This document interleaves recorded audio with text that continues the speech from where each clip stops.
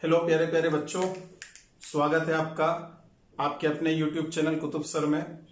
तो बेटा हमने पिछले लेक्चर में लाइट से रिलेटेड पढ़ना शुरू किया था। लाइट से हमने कुछ चीजें सीख ली थी। आइए आज हम सारे रे डायग्राम बनाना सीख लेते हैं मिरर से रिफ्लेक्शन के लिए। ठीक है, तो सबसे पहले हम इनके रूल्स की चर्चा कर लेते हैं। पहला रूल क्या कहता है? पहला रूल ये कहता है कि all the rays incident from left to right, आपका जो लेफ्ट है, लेफ्ट हैंड से राइट हैंड की तरफ सारी रेज को हम इंसिडेंट करेंगे। ये पहला नियम है। देखिए कोई नियम है नहीं, एक्चुअल में क्या किया गया है कि हम सिंपल तरीके से प्रॉब्लम को यानी रे डायग्राम को बना सके, इस वजह से कुछ नियम निकाल दिए। ठीक है, तो इनको क्या कहा जाता है? रे डायग्राम के लिए रूल्स। तो पहला रूल क्या कहता है? All the rays incident from left to right. Okay, second rule क्या कहता है? If a ray of light incident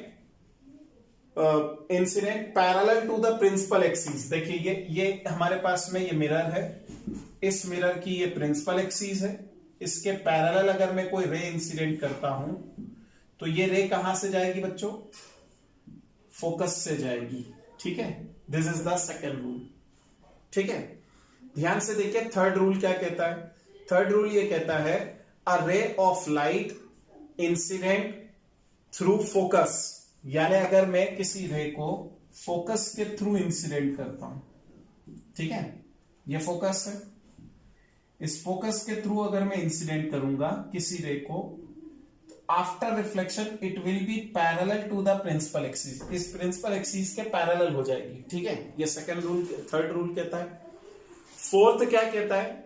if a ray of light incident through centre of curvature, देखिए बोर्ड पर ये सेंटर ऑफ कर्वेचर, ये focus हो गया, ये centre of curvature. If a ray of light incident through centre of curvature after reflection it will retrace it's same path. Okay, जिस path पर गई उसी पाथ पर लौट आएगी। अब इन चार नियम के अलावा क्या रेज नहीं होती है? नहीं, रेज तो कहीं से भी हो सकते हैं ना। एक सोर्स है हमारे पास में, उसमें अनगिनत इनफाइनाइट रेडिएशंस निकलेंगे, तो वो रेडिएशन तो कहीं भी जा सकते हैं। लेकिन इन चार रेज को क्यों फिर हमको फॉलो कर रहे हैं? ताकि हम अच्छे से एक रे डायग्राम को रिप्रेजेंट कर सके, बना सके। ठीक है, तो आइए देखते हैं, जल्दी जल्दी से सीखते हैं रे डायग्राम बनाना, है ना। ध्यान से देखें, मोस्ट टाइम की टॉपिक है, ये आपके बोर्ड एग्जाम में आता है। रे डायग्राम बनाकर बताइए। ठीक है, तो रे डायग्राम ड्रॉ करना सीख लेते हैं। तो ध्यान दीजिए बेटा, इसके लिए आप पेंसिल स्केल रबर के साथ में तैयार हो जाइए। मैं आपको सिंपल तरीके से रे डायग्राम बनाना सिखा रहा हूं। फर्स्ट रे डायग्राम, हमने ऑब्जेक्ट को कहां रख दिया? Object is at infinity. Object is at infinity. Infinity के लिए बच्चों ये बात याद रखिएगा कि जितनी भी रेज आएगी वो कैसे आएगी? Parallel to principal axis, sorry parallel, आपस में पैरेलल रहेगी। जरूरी नहीं कि वो प्रिंसिपल एक्सिस के भी पैरेलल हो, लेकिन आपकी बुक में प्रिंसिपल एक्सिस के पैरेलल दे दिया है, मैं दोनों डायग्राम बता दूंगा। ठीक है, ध्यान से देखिए, ये पोल हो गया, ये फोकस है, ये सेंटर ऑफ कर्वेचर। अब जो रेज आ रही है वो कैसी आ रही है? पैरेलल आ रही है, आपस में पैरेलल, क्योंकि इंफिनिटी से आ रही है। तो इंफिनिटी से आने वाले रेडिएशन को हम कैसा मानते हैं? पैरेलल। अगर पैरेलल ही बोलना है तो जरूर थोड़ी है कि वो प्रिंसिपल एक्सिस के पैरेलल भी होगी, जरूरी नहीं है ना। तो ये पैरेलल हमने रेज इंसिडेंट करा दी। कहां पर है object? Object is at infinity, infinity पर ऑब्जेक्ट है। अब यहां पर एंगल आई बना, देखो पोल पर एंगल आई बना, जितना एंगल आई बनेगा उतना ही एंगल आर बनेगा। समझ में आ रही बात? ये एंगल आर बना। ठीक है, अब ध्यान से देखिए, ये जो रे है ये कहां पर मिलेगी? ये यहां पर फोकल प्लेन पर मिलेगी। ठीक है, बात समझ में आ रही है? क्यों मिली ये फोकल प्लेन पर? अगर मैं यहां से एक परपेंडिकुलर ड्रॉ करूं, जो रेडियस होती है वो कॉनकेव सरफेस पर परपेंडिकुलर होती है, तो जो एंगल आई बनेगा वही एंगल आर बनेगा। इस वजह से यहां पर रे कहां पर मिलेगी? यहां पर। तो देखो फोकल प्लेन पर एक इमेज बनेगी, कहां पर इमेज बनेगी, फोकल प्लेन पर एक इमेज बनेगी। ये रेज आई, ये पैरेलल रेज कहां पर कन्वर्ज हो गई, फोकल प्लेन पर। फोकल प्लेन किसे कहते हैं, ये कॉन्केव मिरर है, कॉन्केव मिरर के सामने ये फोकस है, फोकस को कंटेन करने वाला प्लेन। अब फोकस को कंटेन करने वाले प्लेन तो बहुत सारे हो सकते हैं, लेकिन ये जो प्रिंसिपल एक्सिस है, इस प्रिंसिपल एक्सिस के परपेंडिकुलर प्लेन, उसे हम क्या कहेंगे, फोकल प्लेन। तो ये जो फोकल प्लेन है, यहां पर इमेज बनी। देखो ये इमेज जो बनाई जाती है ना, ये आपकी बुक में नहीं दे रखी, इसलिए हो सकता है कि आपको लगे कि सर तो पता नहीं क्या क्या पढ़ा रहे हैं। ठीक है, आइए बुक वाली बता देता हूं। एग्जैक्ट डायग्राम है, गलत नहीं है। फिर अगर बुक वाला डायग्राम सही है तो आप ये बताइए कि उस बुक वाले डायग्राम में, मैं नहीं कह रहा हूं कि बुक गलत है, बुक भी सही है, लेकिन आप बताइए कि फिर उस डायग्राम में हम कैसे बताएंगे कि इन्वर्टेड इमेज बनती है। और इसके आगे तो लिखा है कि इन्वर्टेड इमेज बनती है। देखो यहां कहीं पर ऑब्जेक्ट है और उसकी इमेज इन्वर्टेड बन रही है, तो यहां हम क्या लिख सकते हैं, इन्वर्टेड इमेज। अब मैं आपको यहां पर बता रहा हूं कॉन्केव मिरर से रे डायग्राम बनाना। ध्यान से देखिए बेटा, इधर ये पोल, ये फोकस, ये सेंटर ऑफ कर्वेचर। ये किसके लिए रे डायग्राम चल रहे, कॉन्केव मिरर के लिए रे डायग्राम है ना। तो ध्यान से देखें, आपकी बुक में क्या किया है कि सभी रेस को कैसा कर दिया है, पैरेलल टू प्रिंसिपल एक्सिस। हो भी सकता है, नहीं भी हो सकता। जब नहीं हो सकता तब ये कंडीशन, जब होगा तब ये कंडीशन। ठीक है, तो ये सब कहां से पास होगी, फोकस पर आकर कन्वर्ज होगी। जब फोकस पर कन्वर्ज होगी तो क्या होगा, यहां पर इमेज बनेगी, ये इमेज पॉइंट मिल गया। आ गया समझ में। इसका मतलब ऑब्जेक्ट को हमने कहां रखा, एट इंफिनिटी। ऑब्जेक्ट डिस्टेंस को कैसे मेजर करते हैं, यू से, तो यू कहां पर है, इंफिनिटी। ठीक है, object is at infinity. Image कहां पर बनी, at focus, at focus. Image कहां पर बनी, image is at focus. At focus लिख सकते हैं या फोकल प्लेन भी लिख सकते हैं। आया है तक समझ में बेटा। ये पहला कंसेप्ट हमारा क्लियर हो गया, पहला रे डायग्राम बन गया। दोनों डायग्राम है, ये भी है, और आप अपनी प्रैक्टिकल बुक देखेंगे तो उसमें ये वाला रे डायग्राम आपको मिलेगा, इमेज एट फोकस। ठीक है, आगे है तक, इमेज इज एट फोकस। अब आपको और भी चीजें लिखना है कि ये इमेज कैसी बनी, real and inverted. Nature of image कैसा रहा, रियल एंड इन्वर्टेड। आया है तक समझ में। आप चाहे तो कॉपी कर सकते हैं। ये पहला रे डायग्राम बन चुका है।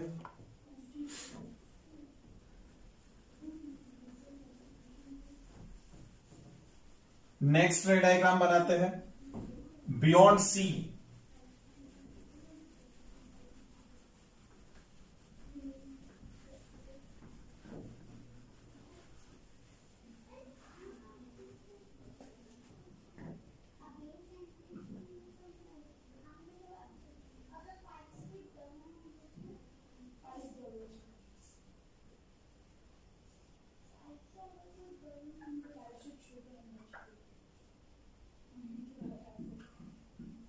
Beyond centre of curvature. देखिए रे डायग्राम बनाना शुरू कर रहे हैं।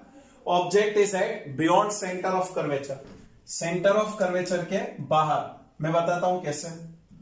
ये आपके पास में मिरर है, बहुत सिंपल तरीके से समझा। ये मिरर है, ये पोल। अब आप क्या कीजिए, मिरर बनाने के लिए 5 सेंटीमीटर का एक आर्क ड्रॉ कर दीजिए। यहां से यहां तक 5 सेंटीमीटर हो गया। इसका एग्जैक्ट सेंटर पॉइंट निकालिए, मतलब 5 का बीच में पॉइंट निकलेगा 2.5। यहां पर फोकस मार्क कर दीजिए, यहां सेंटर ऑफ कर्वेचर मार्क कर दीजिए। अगर एग्जैक्ट डायग्राम बनाना है तो आप ऐसा कर सकते हैं। अब आपको ऑब्जेक्ट कहां रखना है, बियॉन्ड सेंटर ऑफ कर्वेचर। ये भी ऑब्जेक्ट हो गया। ठीक है, बी से एक रे निकालिए पैरेलल टू प्रिंसिपल एक्सिस। बहुत सारी रे निकल सकती है, मैंने कहा निकाल दी, प्रिंसिपल एक्सिस के पैरेलल निकाल दी।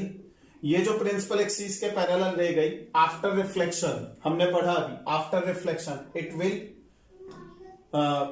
विल कन्वर्ज एट एफ की तरफ जाएगी। ठीक है ना, कन्वर्ज होगी एफ पर, तो ये ऐसे आएगी। ध्यान से देखें, आ गया है तक समझ में। अब एक रे कहां से निकाल दीजिए, फोकस से निकाल दीजिए। ये फोकस से रे निकाल देते हैं, ये फोकस से रे निकाल दी, देखिए ऐसे जाएगी।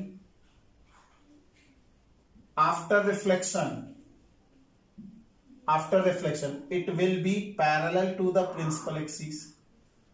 देखिए प्रिंसिपल एक्सिस के पैरेलल हो गई प्रिंसिपल एक्सिस के पैरेलल।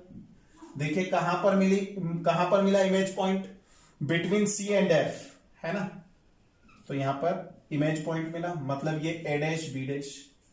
क्लियर है बात, आ गया समझ में। ए बी की इमेज कहां मिली, ए डैश बी डैश पर, ठीक है। कहां पर रखा था ऑब्जेक्ट, सेंटर ऑफ कर्वेचर के बाहर। इमेज कहां मिली, between F and C. Image is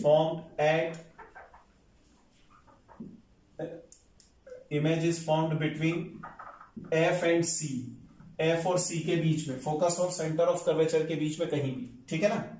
आया यहां तक समझ में। अच्छा देखिए, यहां साइज बड़ी है, यहां साइज छोटी है। Image is smaller than object in size. Object की हाइट जो है वो बड़ी है और इसकी हाइट छोटी है। दूसरी बात होगी। तीसरी बात, नेचर पर बात करते हैं। नेचर ऑफ इमेज क्या है, नेचर ऑफ इमेज क्या है बताइए। ये रियल है या नहीं, ये जो पॉइंट ऑफ इंटरसेक्शन मिला ये रियलिटी में मिला ना, तो रियल है। रियल एंड इन्वर्टेड, आगे यहां तक समझ में, रियल एंड इन्वर्टेड। क्लियर है बात।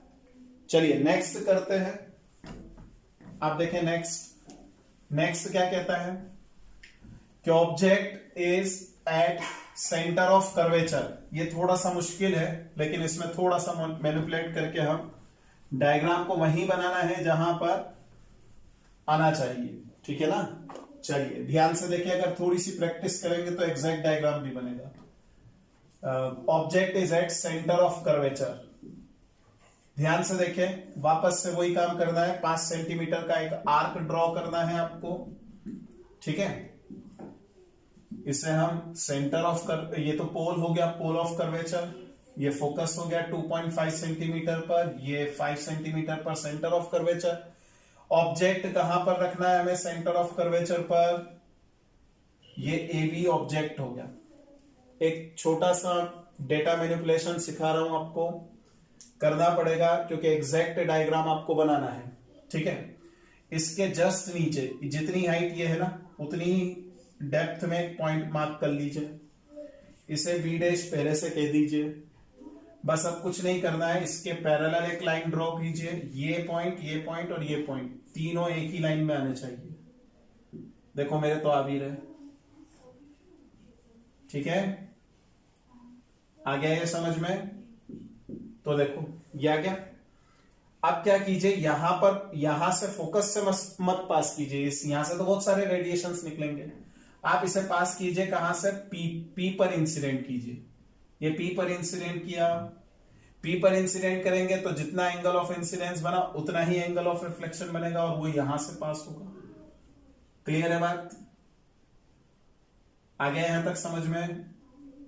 ये रेज ऐसे आएगी, इंटरसेक्टिंग पॉइंट यहां मिला। देखो सेंटर ऑफ कर्वेचर की इमेज सेंटर ऑफ कर्वेचर के ठीक नीचे मिल गई। बच्चे अक्सर बोलते कि बोले सर ये इमेज नहीं मिलती है, मैंने ट्रिक बता दी, बना लो। आया समझ में। तो बेटा ये हमारा दूसरा कंप्लीट हो गया। देखिए ध्यान दीजिए, कहां पर ऑब्जेक्ट रखा था, सेंटर ऑफ कर्वेचर पर। इमेज कहां मिली, image is formed at C. Centre of curvature की इमेज सेंटर ऑफ कर्वेचर पर मिली, ठीक है। कितनी साइज की मिली, सेम साइज इमेज। आप समझते जाइए, सेम साइज इमेज। और क्या हुआ इसमें, सेम साइज की इमेज मिल गई। और कहा क्या हुआ, ध्यान से देखिए, real and inverted. Nature of image, real and inverted. आया यहां तक समझ में। चलिए नेक्स्ट देखते हैं। अब कहां पर रखेंगे ऑब्जेक्ट को, Now object is kept between focus and center of curvature. कहां पर रखेंगे? Between focus and center of curvature रखेंगे ना। चलिए ध्यान दीजिए, third point, object is kept between C and F। देखो धीरे धीरे अंदर लाते जा रहे है ना। ध्यान से देखिए, सेंटर ऑफ कर्वेचर पर रखना है, फिर से वही काम, 5 सेंटीमीटर का आर्क, यहां पर ये पॉइंट पोल हो जाएगा, ये फोकस, ये सेंटर ऑफ कर्वेचर, ये ऑब्जेक्ट, ठीक है। ये भी ऑब्जेक्ट हो गया। बी से एक रे निकालिए parallel to principal axis, after reflection it will pass through focus, ठीक है ना। तो ये फोकस से पास होगी बेटा, ये फोकस से पास होगी। अब क्या करें, फोकस से एक रे निकालो, ध्यान से देखो, फोकस से रे निकालो, ये कहां से पास होगी, ये कैसी हो जाएगी, after reflection it will be parallel to the principal axis. ये प्रिंसिपल एक्सिस के पैरेलल हो गई बेटा। अब समझ लीजिए कि ये पैरेलल है। देखो कहां पर मिली image, beyond C, size of image more than size of object, और नेचर रियल एंड इन्वर्टेड, ठीक है ना। तो लिख लेते हैं इससे सब, क्या मिला, ऑब्जेक्ट इज, नहीं, इमेज कहां पर मिली, इमेज मिली बियॉन्ड सी, सी के बाहर, है ना। Image is formed beyond C, ठीक है। Size of image is more than size of object, clear। Next क्या है, ये रियल इमेज है, रियल पार्ट में मिली है, रियल एंड इन्वर्टेड, इसका नेचर हो गया।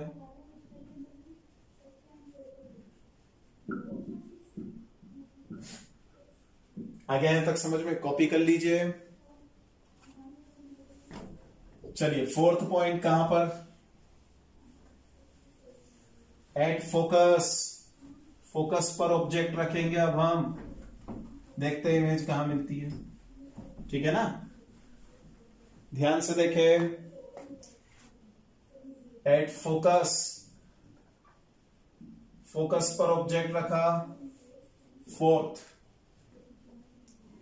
ये फोकस, फिर से वही काम, 5 सेंटीमीटर का आर्क, ये 2.5 सेंटीमीटर 2.5 सेंटीमीटर पर फोकस, ये सेंटर ऑफ कर्वेचर, ये ऑब्जेक्ट, ये ए बी ऑब्जेक्ट, है ना।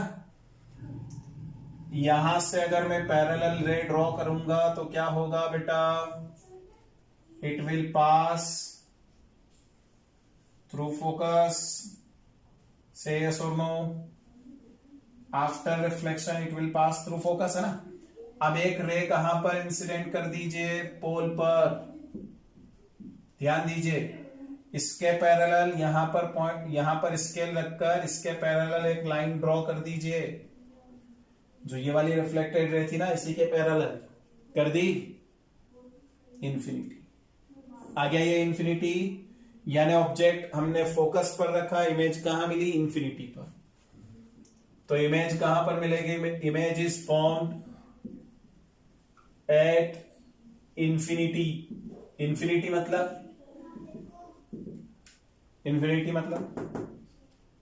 बहुत दूर, है ना। Image is formed at infinity, ठीक है। और क्या होगा, रियल एंड इन्वर्टेड, नेचर कैसा रहेगा इसका, nature is real and inverted. और क्या होगा बेटा, ध्यान दो, ये ऑब्जेक्ट बहुत छोटा है पॉइंट साइज का, highly magnified, highly enlarged, highly magnified और हाईली एनलार्ज्ड इमेज।